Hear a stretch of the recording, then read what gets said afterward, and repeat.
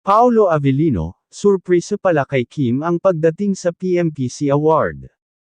Isang nakakakilig na sorpresa ang naganap sa PMPC Star Awards matapos dumating si Paolo Avellino upang suportahan si Kim Chiu, na hindi niya ipinaalam sa dalaga bago ang event. Maraming fans ang kinilig sa sweet gesture na ito, lalo na't tila hindi ito inaasahan ni Kim. Kim Chiu, halos hindi makapaniwala. Sa isang viral video mula sa awards night, kitang-kita ang genuine reaction ni Kim Chiu nang mapansin niyang naroon si Paolo Avellino sa audience.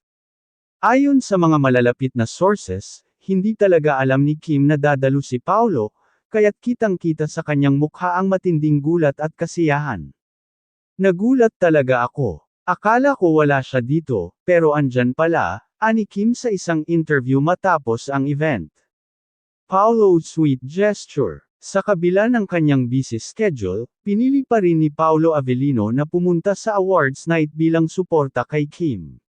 Hindi ito ang unang pagkakataon na nagpakita ng suporta si Paolo kay Kim, ngunit ang element of surprise ay nagbigay ng extra kilig sa kanilang mga fans.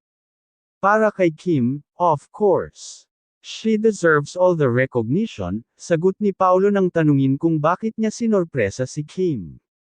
Fans, lalong umugang ang Kim-Pao romance. Dahil sa sweet na moment na ito, muling umugang ang usap-usapan tungkol sa tunay na estado ng relasyon nina Kim Chiu at Paolo Avellino. Maraming netizens ang nagtatanong kung may namumuong espesyal na ugnayan sa pagitan nila, lalo na't hindi ito ang unang beses na pinapakita ni Paolo ang kanyang pagpapahalaga kay Kim. Ano nga ba ang tunay na relasyon ng dalawa?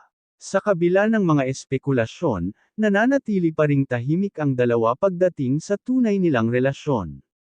Gayunpaman, hindi may kakaila na marami ang kinikilig at umaasang may deeper meaning ang kanilang closeness. Ano sa tingin mo? May real-life romance na ba sa pagitan ni Kim at Paolo? I-comment ang inyong opinyon at huwag kalimutang i-like at i-subscribe sa Celebrity Hub para sa iba pang exciting updates.